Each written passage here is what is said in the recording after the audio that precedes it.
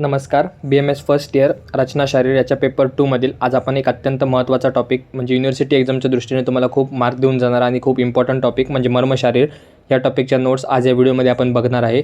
मर्मशारीर हा तुम्हाला एक्झामच्या दृष्टीने खूप इम्पॉर्टंट टॉपिक आहे. त्याला खूप जास्त वेटेज दिलेला आहे युनिव्हर्सिटी एक्झाममध्ये रचना शारीरच्या पेपर 2 मध्ये. त्यामुळे हा टॉपिक जरा व्यवस्थित व लक्ष देऊन आणि काळजीपूर्वक तुम्ही व्यवस्थित स्टडी करा, तुम्हाला चांगले मार्क्स भेट. तर एक्झामच्या दृष्टीने तुम्हाला हा टॉपिक SAQ आणि LAQ दोन्हीच्या दृष्टीने खूप महत्त्वाचा आहे. तसंच MCQच्या दृष्टीने सुद्धा हा टॉपिक महत्त्वाचा आहे.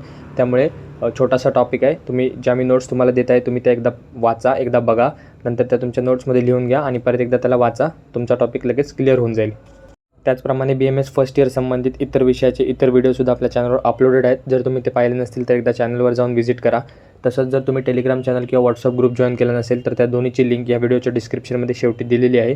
तिथे जाऊन तुम्ही तर जॉईन करू शकता. तर तुमच्या रचना शारीरच्या पेपर 2च्या NCSMच्या सिलेबस कॉपीनुसार मर्मशारीर हा टॉपिक तुम्हाला युनिव्हर्सिटी एक्झामसाठी त्याला 15 मार्कांचं वेटेज दिलेलं आहे. आता 15 मार्कांचं वेटेज युनिव्हर्सिटी एक्झाममध्ये एकाच टॉपिकला म्हणजे खूप तुम्हाला तिथे त्या टॉपिकला लक्षपूर्वक काळजीपूर्वक वाचावं लागणार आहे. खूप व्यवस्थित त्याचा स्टडी करावा लागणार आहे. कारण एका टॉपिकला एवढं वेटेज असल्यावर त्याच्यावर फिक्स SAQ आणि LAQ असे दोन्ही प्रकारचे प्रश्न येतात. त्यामुळे ते व्यवस्थित स्टडी करा. आणि या व्हिडिओमध्ये मी ज्या तुम्हाला नोट्स देत आहे त्या व्यवस्थित तुम्ही तुमच्या नोट्समध्ये लिहून घ्या आणि त्या व्यवस्थित वाचा. तर व्हिडिओमध्ये सुरुवातीला आपण त्याची व्याख्या, निरुक्ती, त्याचं वर्गीकरण पाहत जाणार आहे. जर व्हिडिओ खूप मोठा होत असेल तर आपण ह्याचा काही भाग पार्ट 2च्या व्हिडिओमध्ये बघूया. जर सर्व झालं तर एकाच व्हिडिओमध्ये बघूया. तर सुरुवात करूयात. मर्म, त्याची निरुक्ती. काही श्लोक इम्पॉर्टंट आहेत ते मी तुम्हाला सांगतो, ते तुम्ही पाठच करा. मारयंती इति मर्मानी, ज्या ठिकाणी आघात झाला असता मरण येते किंवा मृत्यूसदृश्य वेदना होतात त्या ठिकाणास आपण मर्म असं म्हणतो. म्हणजे शरीरामध्ये ज्या ठिकाणी आघात झाल्यावर मरण येतं किंवा मृत्यूसदृश्य आपल्याला वेदना होतात त्या ठिकाणाला मर्म असं म्हणतात. ही झाली त्याची निरुक्ती. त्यानंतर मर्माची व्याख्या. म्हणजे पहिला श्लोक तुम्ही पाठ करा सुश्रुत शारीरचा. मर्मानी नाम मांस शिरा स्नायू अस्ति संधिपाता तेषु स्वभावत एव विशेषेण प्राणष्टिष्ठन्ति. सुश्रुत शारीरमधला श्लोक आहे. हा श्लोक तुम्ही पाठच करा व्याख्येचा. त्यानंतर दुसरा एक सांगितला आहे मांस अस्ति स्नायू धमनी शिरासंधी समागमा, अष्टांगहृदयाचा श्लोक आहे.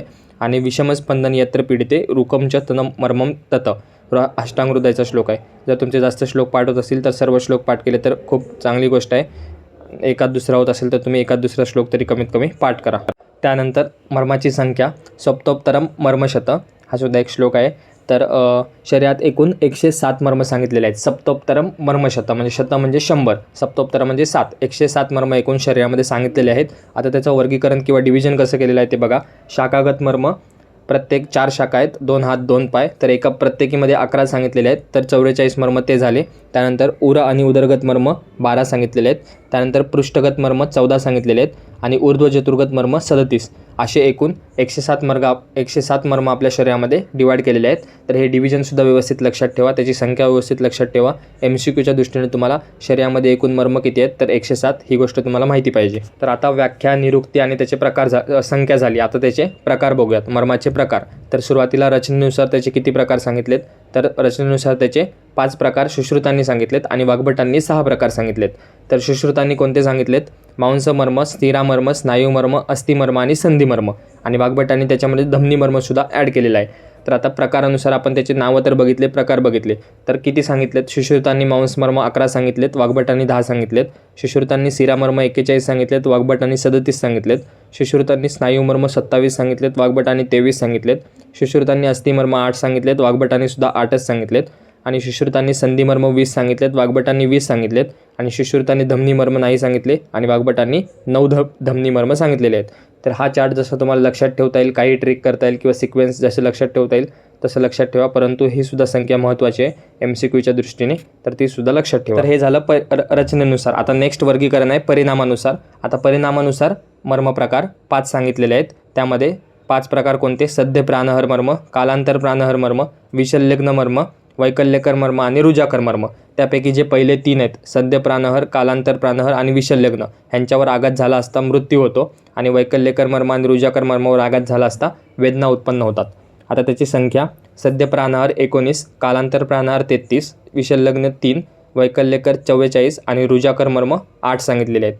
त्याच्यानंतर त्याच्यामध्ये महाभूत कोणतं आधिक्य आहे? सद्य प्राणहारमध्ये अग्नी, कालांतर प्राणहारमध्ये अग्नी आणि सोम, विशल्यग्नमध्ये वायू, वैकल्यकर मर्मामध्ये सोम आणि रुजाकर मर्मामध्ये अग्नी आणि वायू महाभूताचं आधिक्य दिसून येतं. तर तुम्ही मर्माचे रचनेनुसार आणि परिणामानुसार व्यवस्थित संख्या आणि त्याचे प्रकाराची नावं लक्षात ठेवा. तुम्हाला ते इम्पॉर्टंट आहे. कधी कधी SAQला सुद्धा विचारू शकतात की मर्म प्रकार वर्णन करा. त्यानंतर आता नेक्स्ट पॉईंट आहे तो म्हणजे मर्माचं प्रमाण. आता तुम्हाला इथे समोर एक चार्ट दिसत असेल तो तुम्हाला लक्षात ठेवण्यासाठी खूप सोपा आहे. त्यामध्ये तुम्ही काय एक साईडला प्रमाण दिलेलं आहे, त्यानंतर मर्माचं नाव दिलेलं आहे आणि त्याची संख्या. तर यानुसार तुम्ही कोणत्या मर्माचं किती प्रमाण आहे हे लक्षात ठेवू शकता. त्यामध्ये 1 अंगुल प्रमाण असलेले किती मर्म आहेत किंवा कोणते मर्म आहेत, तर उर्वी 2, भावी 2, त्यानंतर कुर्चक शिर 4, विटप 2 आणि कक्षधर 2 हे सर्व जे मर्म आहेत त्यांचं प्रमाण 1 अंगुल आहे आणि त्यांची संख्या 12 आहे. त्यानंतर 2 अंगुल प्रमाण असणारे मर्म मणिबंध 2, गुल्फ 2 आणि स्तनमूल 2 असे एकूण 6. त्यानंतर 3 अंगुल प्रमाण असणारे मर्म कुरपर 2 आणि जानू 2 अशी संख्या 4 आहे. आणि प्रमाण 4 अंगुल असणारे हृदय, बस्ती, कुर्च, गुद, नाभी, नीला, शृंगाटक, सीमंत, मन्या आणि मातृका असे एकूण 29 मर्म सांगितलेले आहेत. आणि अर्धा अंगुल प्रमाण असणारे उरलेले उपरोक्त मर्म सोडून, म्हणजे जे आपण आत्ता पाहिले 1 अंगुल, 2 अंगुल, 3 अंगुल, 4 अंगुल ह्यामध्ये जे पाहिले ते सोडून जे मर्म राहिलेले आहेत 107 पैकी ते सर्व अर्धा अंगुलमध्ये येतात आणि ते असे 56 सांगितलेले आहेत. असे म्हणून सर्व 107 मर्मांचे प्रमाण सांगितलेलं आहे. तर हे होतं. हा चार्टसुद्धा तुम्ही लक्षात ठेवा, तुम्हाला खूप इम्पॉर्टंट आहे एक्झामच्या दृष्टीने. त्यानंतर आपण आता काही असे मर्म बघणार आहे जे तुम्हाला एक्झामच्या दृष्टीने SAQसाठी म्हणा किंवा LAQमध्ये सुद्धा तुम्हाला विचारले जाऊ शकतात. तर असे जे मर्म आहेत 4-5 ते आपण बघणार आहे डिटेलमध्ये. बाकी मर्माची तुम्हाला नाव आणि जागा माहीत असणं आवश्यक आहे, संख्या माहीत असणं आवश्यक आहे. त्यामध्ये पहिला आहे हृदय मर्म, खूप इम्पॉर्टंट आहे, SAQचा प्रश्न आहे. त्यामध्ये मर्मस्थान. आता कोणताही मर्म जर विचारला तर त्यामध्ये काय काय लिहायचं तर ते मी तुम्हाला पुढे व्हिडिओमध्ये सांगणारच आहे. परंतु एक नॉर्मल जर LAQ असेल तर त्यामध्ये निरुक्ती, व्याख्या, त्याची कमीत कमी संख्या, त्याचं वर्गीकरण, त्यानंतर जो मर्म विचारला आहे त्याचा प्रकार, नंतर त्याचं स्थान, त्याची संख्या, असे सर्व पॉईंट्स तुम्हाला सिक्वेन्सने आले पाहिजे. तर हृदय मर्म, त्याचं स्थान काय आहे, छातीच्या दोन्ही स्तनांच्या मध्ये व आमाशयाच्या वर स्थित आहे, त्याला आपण हृदय मर्म असं म्हणतो. मर्माची संख्या किती आहे, 1, हृदय 1 असतं. त्यानंतर मर्म प्रकार, रचनेनुसार तो शिरामर्म आहे आणि परिणामानुसार सद्य प्राणायाम मर्म आहे, म्हणजे आघात झाला असता मृत्यू होतो. त्यानंतर नेक्स्ट पॉईंट काय लिहायचा, मर्माचं प्रमाण स्वपानितल संमित, म्हणजे 4 अंगुल सांगितलेलं आहे हृदय मर्माचं प्रमाण.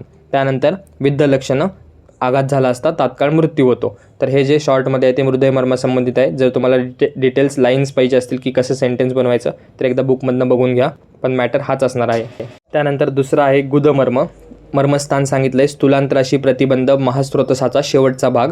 त्यानंतर मर्मसंख्या 1, मर्माचा प्रकार रचनेनुसार मांसमर्म, परिणामानुसार सद्य प्राणायाम मर्म. मर्म प्रमाण सांगितलं आहे स्वपानितल संमित, म्हणजे परत 4 अंगुल आणि विद्ध लक्षणं, तात्काळ मृत्यू होतो. तर हे होतं गुदमर्म. त्यानंतर नेक्स्ट आहे बस्तीमर्म. मर्मस्थान सांगितलं आहे कटीच्या अंतर्भागी ज्याच्या घडणीमध्ये मांस व रक्त अल्पमात्रेत असते असा मूत्राचा आधार म्हणजेच बस्तीमर्म होय. मर्माची संख्या 1, मर्म प्रकार रचनेनुसार स्नायुमर्म आहे, परिणामानुसार सद्य प्राणायाम मर्म. त्यानंतर मर्माचं प्रमाण परत स्वपानितल संमित म्हणजे 4 अंगुल आणि विविध लक्षणं सांगितलेत तात्काळ मृत्यू. म्हणजे तुम्ही एक गोष्ट जर बघितली तर जे आपण आता बघितले हृदय, गुद, बस्ती, तर त्यामध्ये बऱ्यापैकी गोष्टी सेमच आहेत, फक्त तुम्हाला स्थान त्याचं लक्षात पाहिजे आणि मर्माचा रचनेनुसार आणि परिणामानुसार काय प्रकार आहे ते तुम्हाला माहिती पाहिजे. तर एवढं जर तुम्हाला माहीत असेल तर तुम्ही व्यवस्थित लिहू शकता. आणि हे हृदय, बस्ती जे मर्म आहेत ते तुम्हाला त्रिमर्ममध्ये सुद्धा लिहिण्यासाठी हाच मॅटर लिहायचा आहे. जेव्हा तुम्हाला त्रिमर्म हा प्रश्न येतो तेव्हा त्यामध्ये हृदय, बस्ती आणि शिरमर्म हे 3 मर्म तुम्हाला डिटेलमध्ये लिहावे लागतात. त्याच्यानंतर त्याची व्यापकता, त्याची त्रिमर्माची रक्षा, हे सर्व पॉईंट्स लिहावे लागतात. तर ह्या व्हिडिओमध्ये हा व्हिडिओ जर मोठा झाला तर आपण त्रिमर्म जो पॉईंट आहे तो नेक्स्ट पार्टमध्ये बघणार आहे ह्याच व्हिडिओच्या. या व्हिडिओमध्ये आपण फक्त जे मर्म आहेत तेवढंच पार्ट बघेल आणि पुढचा राहिलेला त्रिमर्माचा जो पार्ट आहे तो आपण ह्या व्हिडिओच्या पार्ट 2 मध्ये बघूया. त्यानंतर नेक्स्ट आहे नाभीमर्म. त्याचं स्थान सांगितलं आहे पक्वाशय व आमाशय यांच्यामध्ये शिरांचे उत्पत्ती स्थान म्हणजे नाभी. मर्मसंख्या 1, मर्म प्रकार रचनेनुसार शिरामर्म, परिणामानुसार सद्य प्राणायाम मर्म. मर्म प्रमाण स्वपानितल संमित म्हणजे 4 अंगुल आणि विद्ध लक्षणं तात्काळ मृत्यू. तर हे होते 4 मेन मर्म, हृदय, बस्ती, गुद आणि नाभी. तर हे व्यवस्थित स्टडी करा, SAQच्या दृष्टीने सर्व महत्त्वाचे आहेत.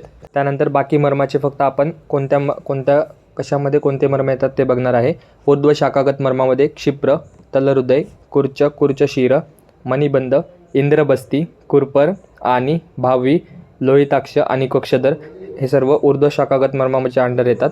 त्यानंतर अधो शाखागत मर्म क्षिप्र, तलहृदय, कुर्चशीर, गुल्फ, इंद्रबस्ती, जानू आणि उर्वी, लोहिताक्ष आणि विटप मर्म तर हे नावं होते. तुम्हाला जर डिटेल बघायचं असेल तर एकदा बुकमधनं बघून घ्या, त्याचा डायग्राम बघून घ्या, कोणतं कुठे असतं, म्हणजे तुम्हाला लगेच एक आयडिया क्लिअर होईल. त्यानंतर मध्य शरीरगत मर्मांमध्ये गुद, बस्ते आणि नाभी, जे आत्ता आपण खूप डिटेलमध्ये पाहिले. त्यानंतर ग्रीवागत मर्मांमध्ये नीला, मन्या, मातृका आणि कृकाटिका मर्म येतात. त्यानंतर उरगत मर्मांमध्ये हृदय, स्तनमूल, स्तनरोहित, अपलाप, उपस्तंभ. पृष्ठगत मर्मांमध्ये कटिक तरुण, कुकुंदर, नितंब, पार्श्वसंधी, बृहती, अंशफलक आणि अंश. आणि त्यानंतर शेवटी शिरोगत मर्मांमध्ये विदूर, फणा, अपांग, आवर्त, शंख, उत्क्षेप, स्तपनी, सीमंतक, शृंगाटक आणि अधिपती. तर त्रिमर्म जे आपण टॉपिक नेक्स्ट व्हिडिओमध्ये बघणार आहे, त्यामध्ये तुम्हाला हृदय, बस्ती आणि शिरोगत मर्म हे इम्पॉर्टंट आहेत, ते तुम्हाला त्यामध्ये इन्क्लूड करावे लागतात. त्यांनाच एकत्रितपणे त्रिमर्म अशी संज्ञा दिलेली आहे. आणि त्रिमर्मामध्ये ते 3 मर्म, त्यांचं डिटेल, सोबतच त्रिमर्माची व्यापकता आणि त्रिमर्म रक्षा हे पॉईंट्स आपल्याला बघायचे आहेत. तो मर्मशारीरमधला एक इम्पॉर्टंट पॉईंट आहे, LAQचा पॉईंट आहे. तर त्याचे नोट्स आपण नेक्स्ट व्हिडिओमध्ये बघणार आहे. हा जर व्हिडिओ तुम्हाला आवडला असेल तर व्हिडिओला लाईक करा, चॅनलला सबस्क्राईब करा, तुमच्या इतर मित्रांमध्ये शेअर करा. आपण भेटूया पुन्हा लवकरच याच्याच पार्ट 2च्या व्हिडिओमध्ये, म्हणजे त्रिमर्म याच्या व्हिडिओमध्ये. धन्यवाद. So guys, subscribe Ayurveda Essence for more such videos. You will get all handwritten notes here.